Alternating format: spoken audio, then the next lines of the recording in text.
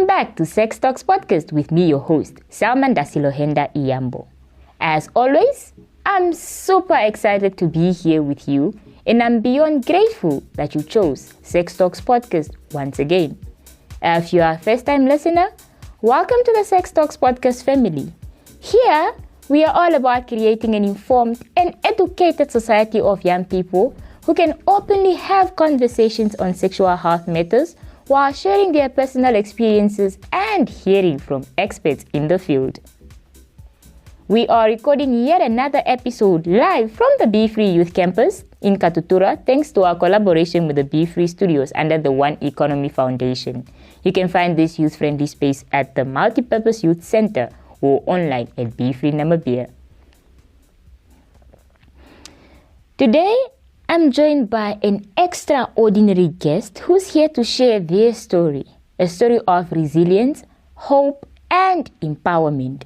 We will dive into the triumphs, the challenges, and the lessons they've learned while living with HIV.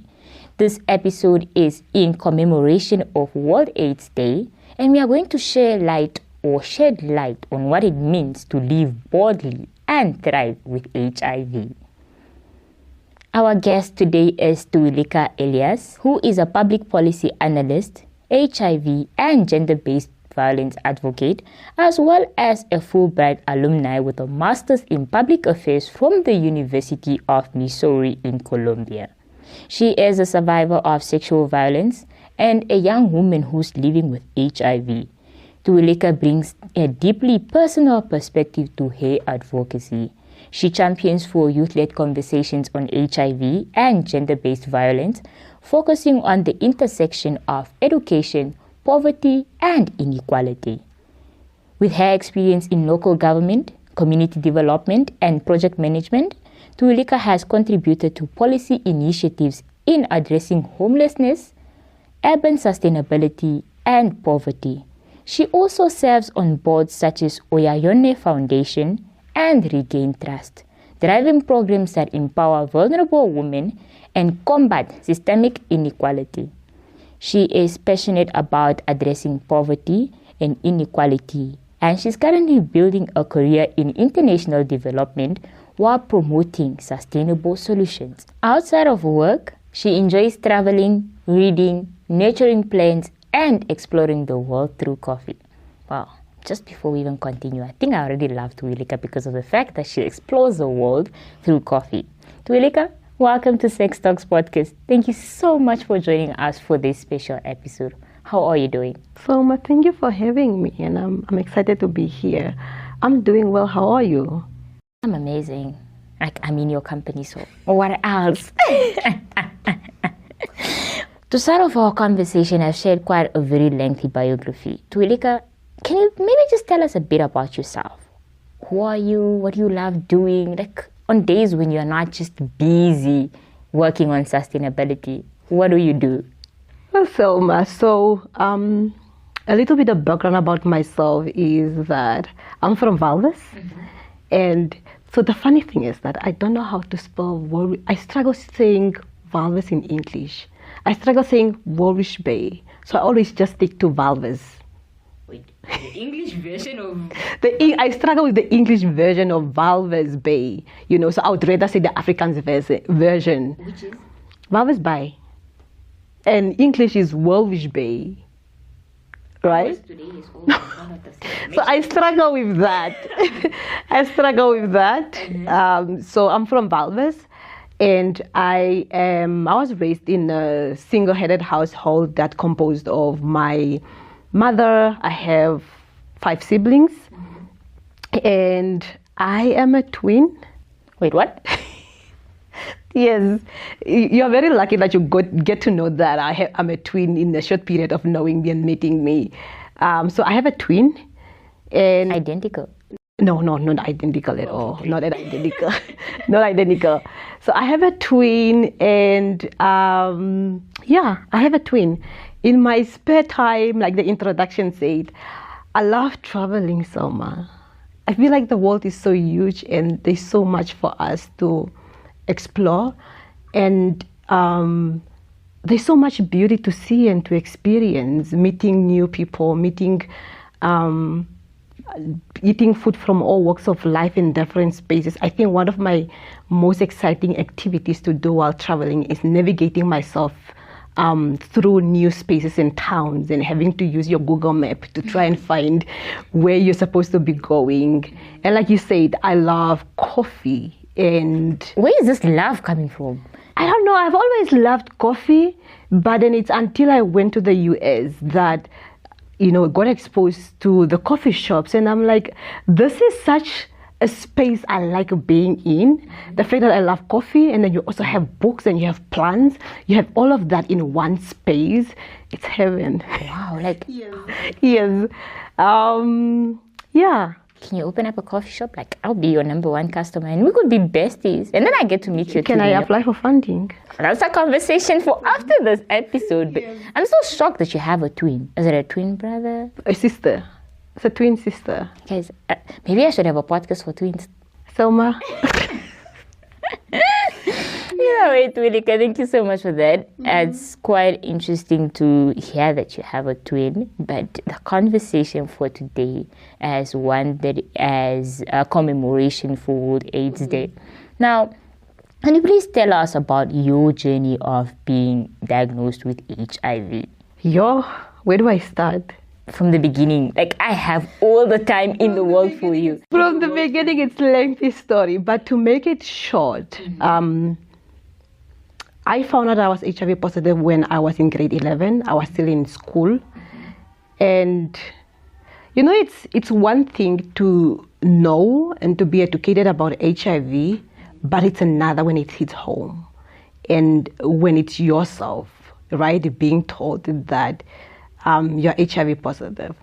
So what happened is that I remember my grade 10, I wrote my exams very sick, my last final exam, because by then the school system, we were still on the old school system, right?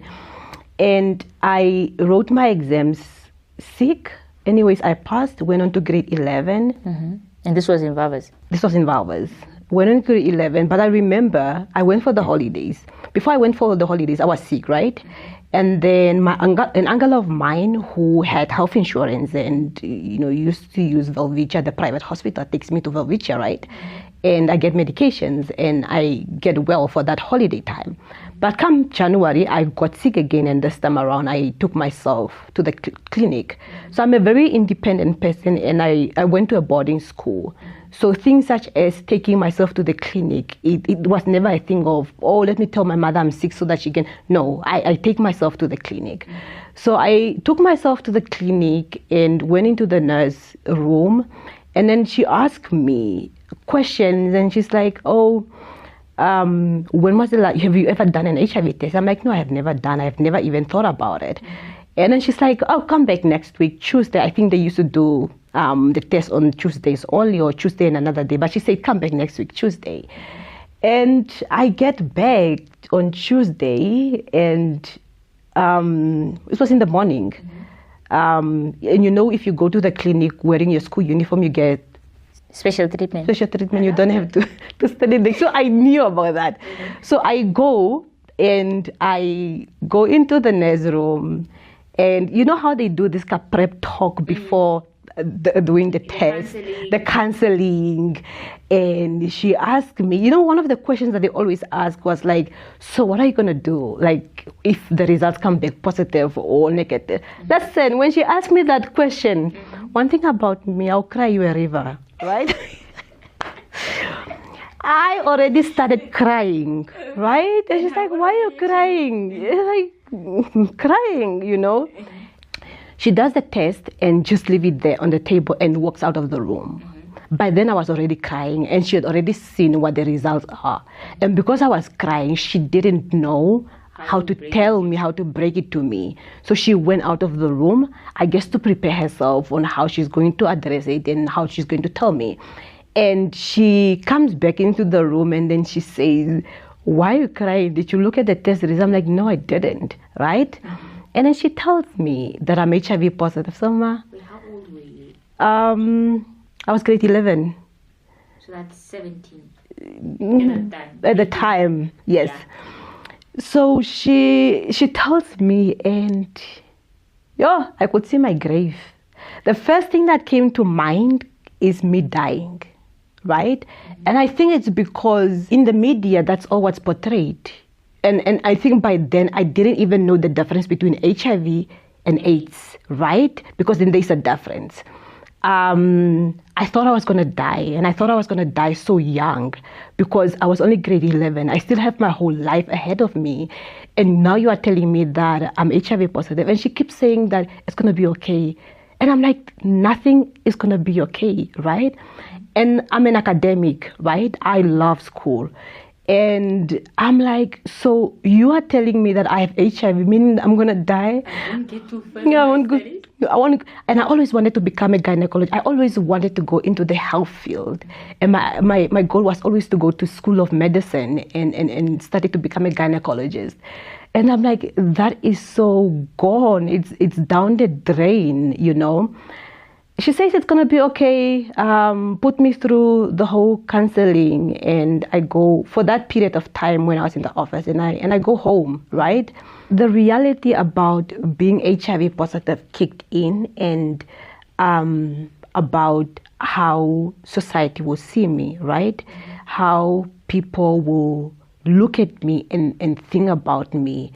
And it played a huge part in how I coped going forward. Because then now I was worried about, what do I tell people? Listen, I didn't want to get thin. I didn't want to lose weight. I was like, before we reach the point where I lose weight and die, let me take my own life. You know, that's how scared I was. And I remember one of the pictures that was always in my mind, and I always stated that before I reach that point, you see how they have this, whenever they have videos of HIV and AIDS, it's always like some person in gray color, and their cheekbones are out. You could see the eyes, you could see the ribs, the shoulders, and I'm like, there's no way I'm going to get to that point. Before we even get there, listen, I'm going to chip out of this life. So that was me. And I was grade 11, right? So Was that, you said that was a school day, so you just stayed home and didn't go to school anymore? Oh, no, I skipped that part. So because I love school is my safe space. She told me that I'm HIV positive. I went back to school. And you just went on like everything was okay? I just went on, and I still remember to this day, we had a double period geography, right? And I still to this day remember who was sitting opposite me, next to me. And I think because it's a double period and it's a 2-year class, you don't change. I guess I still know who was sitting besides me and everything. I went to school and continued life like I wasn't just told one of the saddest things in my life. So the show just continued? The show just continued. I went to school, I went home, and because I was a student, right, I was still a minor, and I was crying uncontrollably. Then the nurse asked for my mother's number. That's the part I was going to get to. That's why I asked you how old you were, because I was like, how? So she called my mother, and I said, it's okay, I'm going to go to school. And then after school, that's when I'm going to go home, and we'll have to come back. Remember I said I have a twin sister. And then they said, we will do the test and go home, go to school. We called your mother, you guys are going to come back, right? Because now everybody they don't know where I got the HIV from, right? Then I go to school, I didn't say anything to my sister. My sister used to sit opposite me in the class. Didn't say anything to her, but we're also not living in the same household. So I tell her that actually we need to go to the clinic. I didn't explain. You and your mother, all of us, we need to go to the clinic. And then we go, and then we kind of just redid the test and pretend like it was the first time we were both being tested. And mine came back positive, of course. And then, yeah, that's how the news was broke out to them, and life went on. You know, I'm looking at you because the way you're like, life just went on. Life went on because I think life went on for everybody else, but not for me. because then that's where depression came in. So when I tested, my CD4 count was still good, right? Because then if you reach, I think, less than 350 or below that, then you have to go on treatment, right?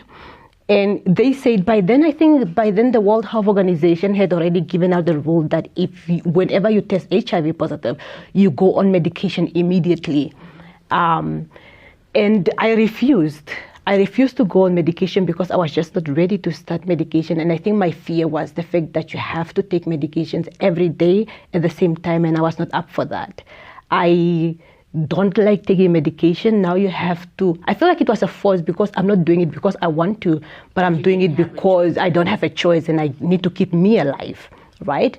But then I remember we had a grade 12 tour to Etosha, and there was no way I was going to go to an educational tour with ARVs in my bag that I need to take. I was, hell no, we are not taking it. And I think they were good enough and allowed me not to start medication because I was still doing well. But then, like I say, depression kicked in, and everything just went downhill. So at what point did you now take the medication? When depression kicked in, I think everything just preoccupied my mind. And then I started losing weight. My CD4 count started dropping, right? And then when it dropped, they were like, listen, your CD4 count is going down, you're losing weight. And you're going to be like those cartoons that you used to see. You need to take medication. You need to start taking medication. And that's when I started taking the medications in grade 12. And how did this affect the relationship with your friends? Did you now disclose it to them, or you just... There was no disclose, no nothing. For most part, I did my HIV journey alone. I didn't share with people. I kept it to myself. I took myself to my doctor's appointment. I took myself to collect my medication. I just did it by myself. Now let's talk about your depression now, how it started kicking in. Were you able to seek now psychosocial support? Did you have medical aid, or how did that go for you? At that time, what is psychosocial support? So what was happening now? How were you coping? Just living through it. Just living through it, to be honest, Selma. I don't know how I was coping, but I hide a lot behind my books. I spend a lot of time at school. I love reading. So I do activities that enables me not to think about it, right? And I think I was also I was in denial. I didn't accept it. So I kind of pushed it at the back of my head and didn't think about it as it's there on my, I don't even want to say it's at the back of my, it's very complicated. It's there, but not there. Wait, which year was this? Because then when you asked, what was psychosocial at that time? 2013, 2014. But also remember that, you come from households where we don't talk about such things. And also, even after my diagnosis, there was never a word of conversation in my household about how I'm doing. Yeah, I was about to ask now, seeing that you hid this journey from your friends, was your twin sister in the picture, your younger siblings, and your mom? Mother, nothing. Like I said, I did it by myself. There was no conversation about. I remember when I came back from the clinic, and then my mother goes like, so... how did you get HIV? And I didn't say how I got it, right? And then she just asked, did you sleep with somebody in my house? And I'm like, I didn't, and I'm already HIV positive. There's nothing we can do. But that was the first time and the last time we ever had a conversation up to today. It's been 10 years, and it's non-existent in my household. I know this may sound a bit triggering, and the fact that she asked you on the spot as a grade 11 child, but like, at that point when she asked how you contracted it, was there ever a thought of maybe this, maybe that, or you were just like, I'm going to put it at the back of my head as well? Me? From my side? Yeah, when she asked. I was going to put it at the back of my head. That's why my response was like, it's already done. I'm HIV positive. There's nothing we can do. There's no reverse. So we move. You are a very brave young woman. I I don't know what I was going to do, because like the thought of it and processing as to what could possibly happen. And, there's a friend of mine from South Africa who's a TikToker, and she's also living with HIV. And she flagged it like, don't ask me how I got HIV. Like, why do you want to know? So I can already imagine what you can then be going through as an individual when they ask you. As an individual, it can be a lot, hey? It can be a lot. And I think this was one of the answers I was going to go give in one of the questions I had. But it's I think part of the questions you had asked, or part of the questions is, how should you engage with me? And part of it is... Wait, save that one for later. It's going to get into the story, but wait. Okay. So we'll get to that part. But then it was more of, now you asked, it's already done, nothing can happen. So let's just move on. Yeah, let's just move on. I'm grade 11, grade 12. I'm supposed to go to university. I want to become a doctor. I need to study. I need to have 35 points and about to go to UNAM School of Medicine. So my focus was, I need to pass. I need to pass, and I need to move out of Valvis. And I can only move out of Valvis if I pass. So I was going to ask, how did this affect your grades? And did you manage to go to School of Medicine? No, I didn't. I didn't manage to go to School of Medicine because I didn't get enough points to go to School of Medicine. So what did you end up pursuing? So this was like now the depression. My first choice was medicine, right? And my second choice was nursing. I had a list of careers that I wanted to be or wanted to study. And part of that list, clinical psychology was also one of them. So when my application came from UNAM, School of Medicine, nursing was already full. And like, okay, late registration, clinical psychology is open. It's on my list. We're going to go for clinical psychology. But part of it also is me being comfortable with going for clinical psychologists because I had questions, and I thought that clinical psychology would also give me those answers that I'm looking for. So yeah, I ended up doing clinical psychology for my undergrad. I wasn't so happy in the first maybe 6 months, and I ended up applying for nursing again that same year. But by the end of the year, I already fell in love with a clinical psychology, and so much that when the acceptance for nursing came, I'm like, nah, it's okay. I'm fine here. I'm happy here. Please take it. Somebody else would appreciate the opportunity to go into nursing. So yeah, that's how I coped. The story is quite inspiring, Tuwilika, I must say. Now, with I think throughout the story, you've mentioned that school was your safest place. I think, and you've also now seen that you hide a lot behind your books. Was there like things happening at home? And you also then have mentioned that you are a survivor of sexual violence. Was that now prior to the diagnosis, or was it after? Prior to the diagnosis. If there's one thing we would like to highlight today, is that there is life beyond HIV. Mm-hmm. Can you share some of your personal triumphs and the things that you achieved despite your diagnosis? I think the biggest of them all is still being alive, right? As soon as I asked, like, does that mean of survived? Yes, still being alive. I had a conversation with somebody, and they just reminded me of how, despite everything, the rape, because now that I'm not only dealing with HIV alone, then there's also the rape, right? And both of them comes with so much weight, so much shame, so much stigma and discrimination. And especially when you look at it from the perspective how, to be HIV positive, you must have done something wrong, right? How, when you do an HIV test, it's just not just an HIV test, it's also a test of your morality. You must have been a naughty person for you to get infected with HIV. And people always, or a lot of time, there's that misconception that you only get HIV through unprotected sex. And it's not the same for everybody. Some people get it through rape, some people are born with it, needle sharing and all of that.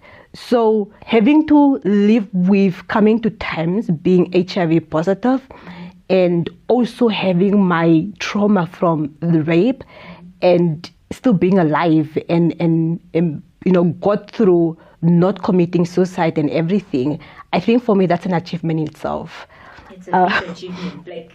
Yes, and here today. yes, and why I say it's a big achievement is because for a long time I thought I was gonna die. Right? I was so scared of dying, and I thought I was gonna die that at some point I had to learn living while thinking that I was dying. Right? And it comes from somebody. When I was grade 10, this man was giving us tutoring, grade 10 mathematics tutoring, and he was planning on going to do his master's in essay. And one of the students asked, but you're already having a good job. Why do you want to go do a master's in essay? What if you die tomorrow? And he said, then I die while doing what I love. And I think that stuck with me for some time. And then eventually when I got into the space of accepting, not really accepting, but just living through with Asia, I'm like, okay, sharp. Even if I die, let me continue living my life. Then I die having gotten my undergrad degree, and seeing where I will be by the time I die. You will die in the process of doing something that you love and achieving your goals. Yes. That's quite commendable. So being alive, finishing my undergrad, after work, working for Be Free at the time, after grade, working for the office of the First Lady, and then, I've always wanted to do my master's, right? And I always thought I was going to do it in Scotland because I love Scotland. But I ended up doing it in the US and getting the Fulbright scholarship. That was definitely an achievement for me because I think society has this definition of if you are HIV positive, then there's limits to what you can be and to what you can achieve. There are certain standards that are set for us that you can only live up to here. And for me, that was an indication that, hey, I'm not HIV is just part of who I am, right? It's just a part of my journey. It's not who I am. And I'm just like everybody else. I can still live out my dreams. I had dreams before I found out that I was HIV positive. Why is it that after the diagnosis they are no longer valid or they are no longer dreams that I can achieve, right? So for me, those are some of my biggest achievements. Well done, Tuwilika. Personally, I'm very, very proud of you. Thank you. Now, you've mentioned that at the time there wasn't really, or what was psychosocial support at the time? At what point were you able to get psychosocial support? What point? So this is the interesting thing. Like I mentioned, I'm school. I love school. And I love history. And I was at UNAM. And I don't sleep in class. That's not me. I don't sleep in class. I was in a history class. So when I moved to Windhoek, it was still the same thing. Before I mentioned moving to Windhoek. So when I was still in Valves, grade 10, there was this lady we had, the things that they used to do during the August holiday where you have the tutoring mock exam where the mock exam. Yeah, and you guys, different schools come to one school. And so there was a lady I met at the time who gave a beautiful speech, and I just felt like, and she gave out her number. And when I was still in grade 12, grade 11, I reached out to her and I opened up to her, and she was able to help me cope with everything at the time, right? When I was grade 11, grade 12. But then she ended up moving and I lost contact with her. So when I moved to Windhoek, I was all by myself. And for most part, I was just alone with nobody to help me in terms of psychosocial support. I didn't have that because I lost contact with her, so I was back to square one. So in my second year, depression hits, right? I'm in my history class, I'm just sleeping.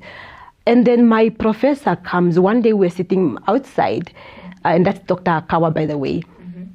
I love her a lot. She comes in and she asks me, what's wrong? Why are you sleeping in the class so much? Are you okay? And I don't want to say I'm good at pretending, but I'm good at masking. I think when you have so much trauma and when you are living your life hiding, you kind of... You always have a wall that is up and ready to fight. And you develop two personalities. I have this personality, Tuwilika, the personality that I'm presenting to the rest of the world, right? I could be having a bad episode and crying the night before, but in the morning I will show up fully. I will show up like I was not having a crying episode until 2 a.m. That's how good I am at. And I learned at a very young age how to snap in and out of emotions, right? I could be here crying. Listen, I'll wipe my tears. I'll go out there and start laughing. That's how good I became at it. But then when she noticed that I was not okay, that's when I noticed that, Carver, I'm not doing it well. I'm not covering it up enough. And that's when I knew it was time to seek for help. I went on Google and then I Googled organizations, right, where I can seek help. I saw what is Catholic AIDS Action, I think, and many, many others, but I ended up going to Regain Trust. Yes, that's the organization I reached out to at the time, and they did help me. They did made me go through sessions, which really helped with that depressive episode and starting the idea of me seeking real help or being open to my friends, for some which I ended up opening, I think, to 2 or 3 at the time. And I think that's where it started. That's where the psychosocial started. But just for a bit, because I was still closed off. It was still a secret. I think it just helped me with coping with that depressive episode at the time, or suicidal episode at the time. And now you're this young person who's openly living with HIV. How did you transition from the two? I was tired. To be honest, people ask me, how did you get here? I was just tired. Like I mentioned, I lived a life of hiding, right? And when I say hiding, it's things such as I have to lie to my friends at UNAM why they have to write down my name in the class because I need to go get my ARVs or I have a doctor's appointment. I had to lie about why I'm dizzy or nauseous at school in the morning because the ARVs I had at the time used to, the side effects for me was nauseousness and just being dizzy. So, and also just I think the impact of having been a broke student, shame. We've all been there. So you have these medications that you are taking that requires you to eat constantly and to eat a good balanced diet, but again at home you have no food. So you go home, you drink this medication, and you have no food. And sometimes we just have rice. Me and my sister we just have rice, and we eat rice, and tomorrow we go to school. Or the other thing that we used to do, we always make sure to buy potatoes, right? Because potatoes are very filling, and you just have the potatoes in the house with water, and you have salt, and you put just salt on the potatoes, and you eat, you drink your pills, and you go to school. But with the level of dizziness, the concentration of the ARVs, sometimes that didn't used to work. So I end up going to school feeling dizzy, not okay, and not being able to explain to my friends why I'm not okay, what's going on. And I don't know. It's that whole tiredness. Even when I joined the Be Free, January to December, Monday to Friday, it's you walking around issues of sexual violence, gender-based violence, sexual violence, HIV, teenage pregnancy. And these are some of the social issues that I'm experiencing in my own life, but nobody knows. So when I engage in a conversation, it ended up being where I can't say anything that will make something click that it relates to me. So I always had to speak from a theoretical point of view, It's just a lot of the hiding and the running from myself and the world that I got tired of, but was also very scared to come out. Which year did you join the Be Free movement? In 2019. In 2019? Yes. And now, speaking about how scary it was to come out, what was the worst expectation that you had in mind of what the world was going to say and do to you? A judgment.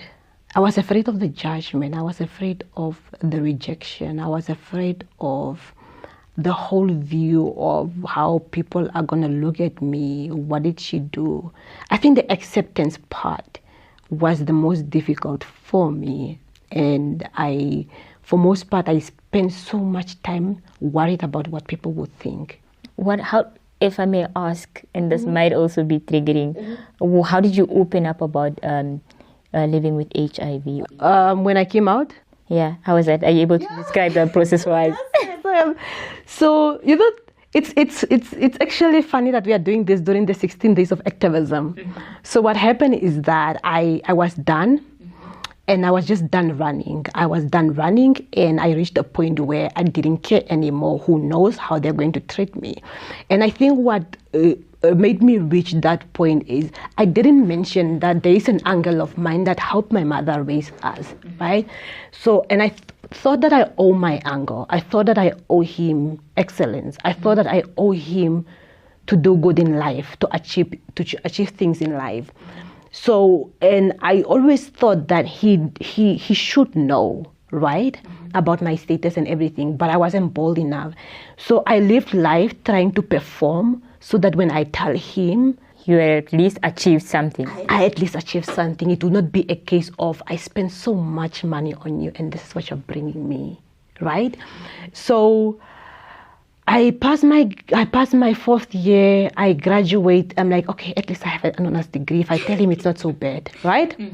Eventually, that wasn't good in my eyes. It wasn't good enough. And then I got into the office of by then One Economy Foundation, under the office of the first year. I'm like, I got into the office. This is something big. It's one of the highest offices in the country. And then after a short time, it wasn't good. I didn't feel it was good enough. So you kept the running again. I kept the running, and I'm like, let me apply for a master's degree abroad. At least it would be nice. When I didn't get the Chevening scholarship, but then I got accepted into Manchester University. And that's when I realized that nothing is ever going to make me feel that I'm good enough. Nothing is ever going to make me feel that I'm worth somebody helping me. And that's when I dropped everything.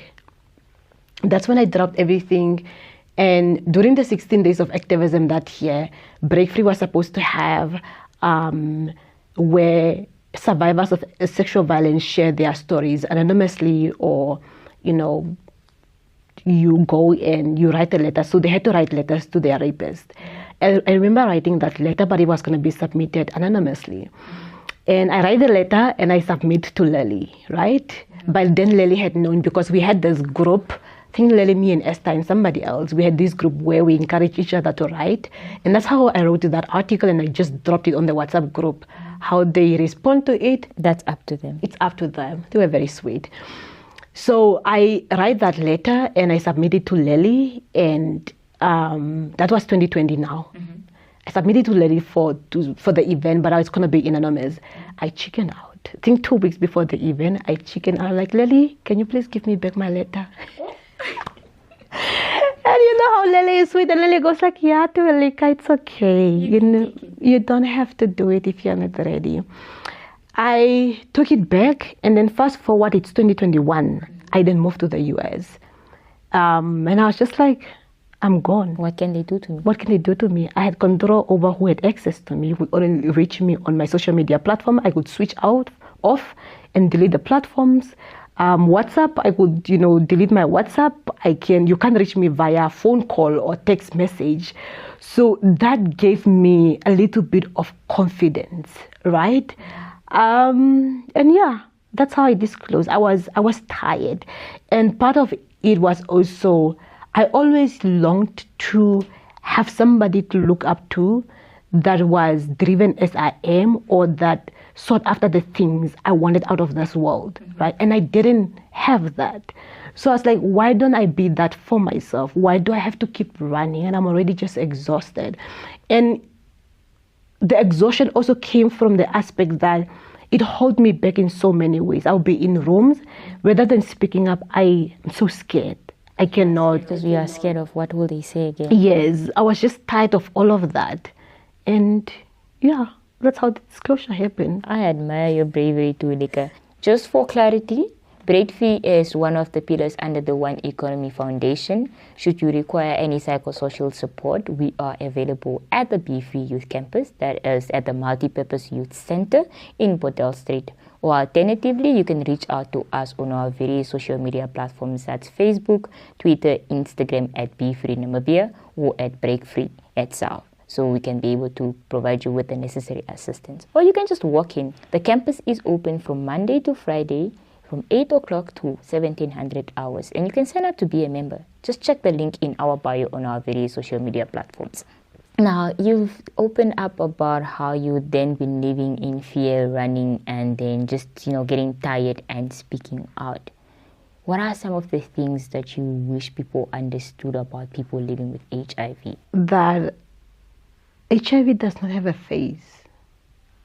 And I'm starting with this one because the danger in thinking that HIV has a face is that people think that to be HIV positive, you need to look a specific way. So that leads to people going around and saying, because if you meet me, you would never think I'm HIV positive, right? So it leads to people being a little bit careless and not protecting themselves when, having sex with somebody because you think that, oh, this person doesn't look like somebody who's HIV positive. So I'm going to have unprotected sex. So you're going to have yeah, because you don't think I have HIV. And also, I don't know if people think it's a good compliment and I'm supposed to say thank you. But no. Wait, which one? When somebody says you don't look like you have HIV, I don't know if people think that's a good compliment. Because sometimes people say it so nicely, right? And I think sometimes it comes from even just when you're having conversation and you have known this person, and they say, but you don't look like you have HIV, How is an HIV positive? Yes, and sometimes I feel like they think it's a good thing, like to say that, you don't, and I'm supposed to say thank you, but no, it's not. So HIV does not have a face. The other thing is that I am not my HIV. HIV is just a part of my journey. And I say that because of there's a whole lot of systemic inequality that is often set, and you are expected, I guess, to navigate your way through that by yourself without any support or anything. And I mention this because when I got my scholarship, right, I applied for the scholarship. I got a scholarship, and it was time to move to the US. And you have to do medical tests, right, before you leave. And I submit the form, and that's when they found out I was HIV positive. And they go ahead and ask and says to me, by the way, we fund everybody else. We give health insurance, but we don't give health insurance for HIV and anything in that regard. Are you still going to take the scholarship? So that was a blow in the face. I think for me, that, I already have my issues I'm dealing with, right? And I've always been passionate about school and wanting to apply. And here I get this great opportunity, but now you are telling me that I can't get this scholarship simply because of my HIV status. And you look at it from a deeper level and you say, but hey, these are the same people that tells me that there's nothing wrong with being HIV positive. You can dream, you can live out your potential, you can be who you are. Yet here you are telling me that actually you are good in all aspects, but just not good to invest because you are HIV positive. And I didn't say, no, I'm going to take the scholarship. And then they say, if you're going to take the scholarship, you have to provide proof that you'll be able to access health care in the US. And because I dream and I believe in so much, my plan was to ship ARVs from Namibia every 4 months. That was my plan. How did that work out? My plan was to ship ARVs from Namibia every 4 months. And I think what made it even so possible, so that was plan number 1. Plan number 2, I knew Flon comes to the US every September, UN General Assembly. I was like, if my plan is not going to work out, I have Flon that's coming to the US every September. So that was plan number B. I get to the US and I meet the system that's very divergent in the sense that it's not the same as ours where I go to the hospital and get all my services there. You need to have health insurance. First of all, what is health insurance? I am a public child. I don't know what health insurance. If I'm sick, I get out of my house, go to the clinic, or go. Everything was just there. Like, you can get all the services. What do you mean? What do you mean? I need to have health insurance, right? I get to the US and it was so stressful. I'm in a foreign country, and I'm grateful that I didn't know about the US health system before I left, because had I known, I would have said no to the scholarship, right? So throw myself into the ditch, and I navigated my way, but it was difficult. It took I mentioned about getting depressed, being suicidal, but it had never crippled me. I could still be depressed and walk out and give you a 10 out of 10. For the first time in my life, I asked for an extension on a deadline because I was just depressed. When I moved to the US, I first moved to Springfield, that's one city. After 5 months, I had to move to another city where I was doing my master's, right? And when I moved from one city to another, this city did not allow me to move with the health insurance. So I had to start over from scratch. That means that Google and trying to find health insurance company that would give me. And that was a lot. That was stressful with no help from anybody, right? So that was a lot on me. It took a toll on me. And that's what leads me to get into this depressive episode so much that it paralyzes me, and I had to ask for this extension on a deadline, something that has never happened in my life before. Depression has never crippled me like that before. So it wasn't nice. It wasn't nice, and I navigated. I managed to find health insurance and got my ARVs, but I would say it put me on educational probation. That's how bad it was. And what I mean by educational probation is, with Fulbright, we are required to achieve a 3.0 GPA, right? GPA, yeah, I had to get a 3.0, average 3.0 GPA, right? And I got a 2.9. That was a problem, and they put me on probation, and yeah, but it was so all. That's what it means, put me on an education probation bed. Oh, it means that you need to achieve a 3.0. If you don't achieve a 3.0 GPA, maybe in your second semester, then they will have to take you out of the program. Yes. But then the good thing about them is they try to understand what's wrong, what's going on, where are you lacking, how can we help you, go to the student center, go seek counseling. And that's what I did.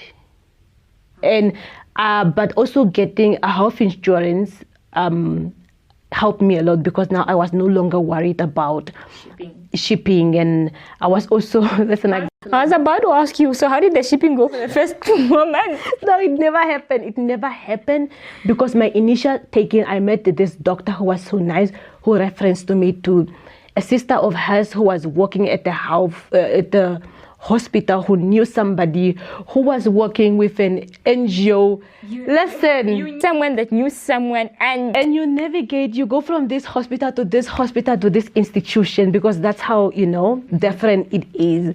Yeah. Your story is inspiring. I don't know how many times I'm gonna keep saying this, but wow, man. There was a point where I looked at myself, and when that academic probation came, I'm like, I left free ARVs in Namibia. Just for this. Well, it all paid off in the end. Here we are. Yes, and you survived. Yes. Amazing. Mm-hmm. Now, you've mentioned how you've been navigating it and how you disclosed this to your friends. If any of us have a friend, a relative, or somebody that we know that is living with HIV, and even if we don't, HIV does not have a face, because we might run into or have one of them. Mm-hmm. What type of conversations should we be able to have? How do we be supportive towards them? How do we create an environment where they don't have to continuously run? They don't continuously have to be in a cage, but they can be able to open up and actually seek support from us. So I would say that's a tricky question because of my take on that question, right? But I would say number one, create a supportive environment. Create an environment where I don't have to be scared about me being HIV positive when I'm in your presence, right? That's very, very important. And I say this because sometimes you find people that says, but I'm closest to her, why did she never disclose to me? But where you're a safe space. And I had a friend who once made a comment, and that was the day I knew that I was never going to disclose to them because of the comment they made. What was the comment? Are you able to remember it, maybe? I think the comment was around somebody at their house also being HIV positive, and she complained about I think she complained about what she did. It's not such a huge thing, but for me, that made me feel scared, right? And I also say that we must be careful of what we say when in the presence of other people, or just in general, right? Because you don't know what other people are going through. And what you say can deter that person from you or seeking help from you. So creating a very supportive, safe space. And I always say that you don't have to like me. You don't have to help me in any way. You don't have to be in support of me being HIV positive. But also, while doing that, or while you're that person, make sure that the environment around you is not a space where you're making it difficult for me to be my authentic self. It's okay. For me, that's what I say. Create a safe space for me to be my authentic self, where I don't feel like I have to beg to feel loved. I have to beg being tolerated living with HIV, right? My other take is that as somebody who's living with HIV, there's just so much you can do for me. If I don't open up to you, there's no way you're going to know that I'm going through this and I need your help, right? And I say this because I think sometimes we expect people to be there for us while not letting them in, right? And I don't blame, especially my undergrad friends, I don't blame them for not having been there for me in the way that they are now, because they didn't know. And there were a lot of them that knew me especially, and that picked up behaviors and will ask, but I would not be honest with them. So how do I expect them to get the help that I need? Disclosure is very difficult, something difficult to do. But even if it's just finding one person that you can open up to and communicate your feeling, communicate how you feel, but most importantly as well, communicate how you want them to treat you. Selma, I can come to you right now and I can open up. And I think me communicating how you want me to help, how I want you to help me is very important. And that goes by saying, hey, Selma, I'm going through this. I just want you to listen. That's all I need from you right now. Or Selma, I'm going through this. I want you to listen, but then I also want you to go with me to the clinic. Or I want you, tomorrow I'm not able to, can you please go to the hospital and pick up my ARVs for me? Or can you take a walk with me because I'm feeling down? Communicate how you want to be treated, the help that you need, because that enables people to give you the best of service that you need and support as well. That is well said. I think this leads me to my next question. For a young person who's living with HIV right now, who's hopeless, who's lonely and overwhelmed because of the cage they've placed themselves in,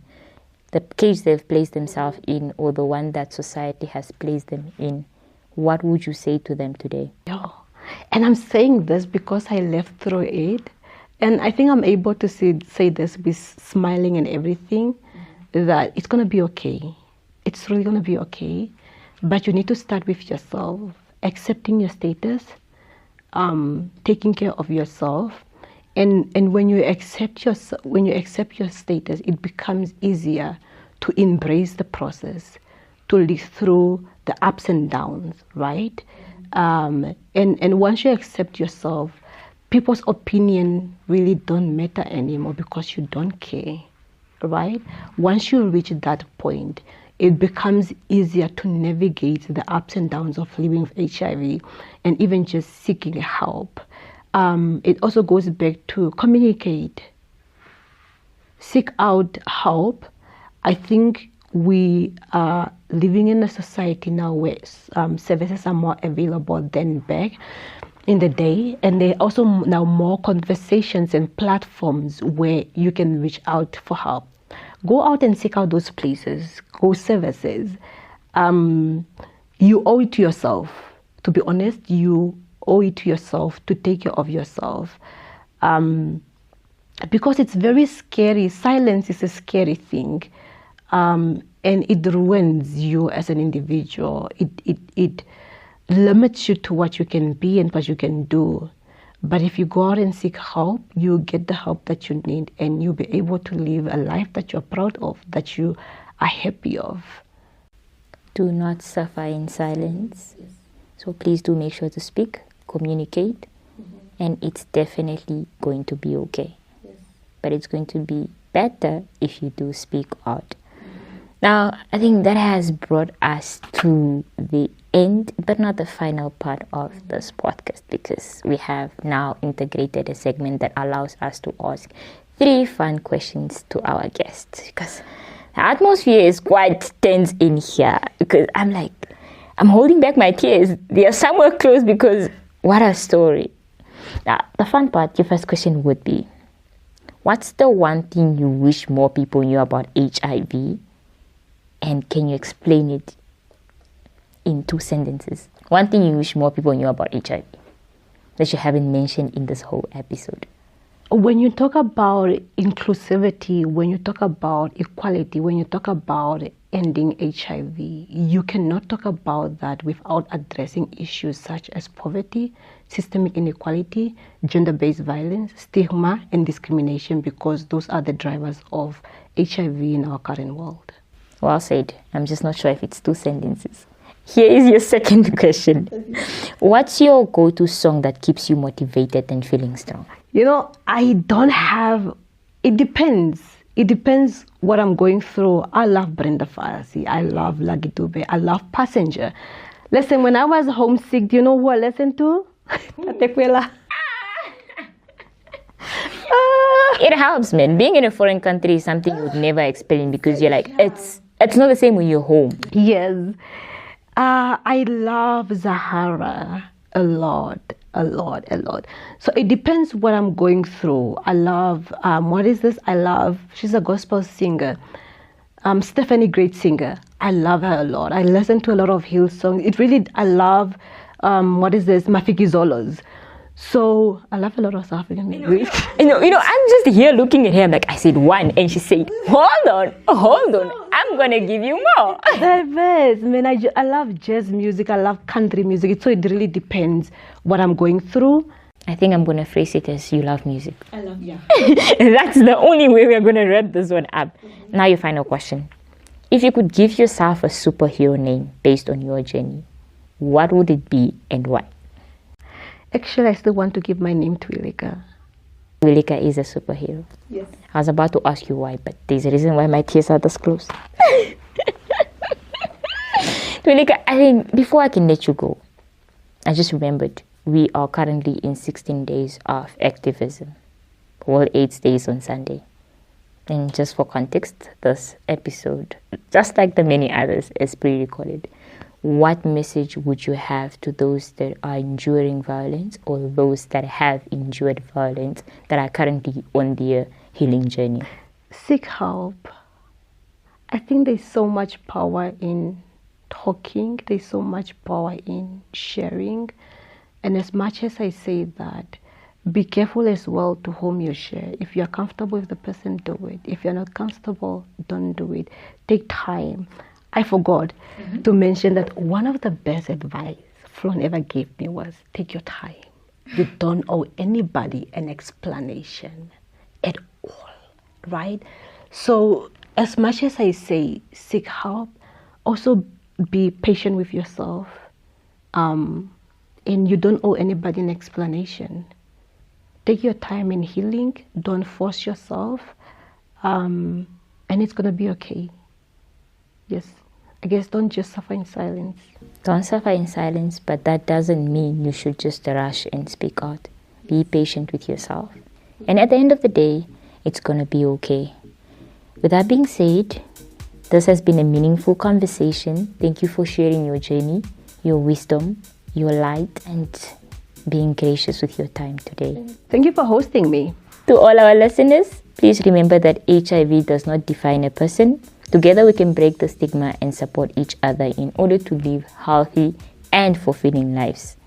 We would love to hear from you as well, so please do make sure to listen to engage with us. That is on Facebook, Twitter, Instagram, or you can listen on our website, Spotify, Apple Podcast, or wherever you get your podcast. So please do stay tuned. Remember, we are still on season 2, episode 8 of Your Body, Your Future. That being said, it's been amazing being in your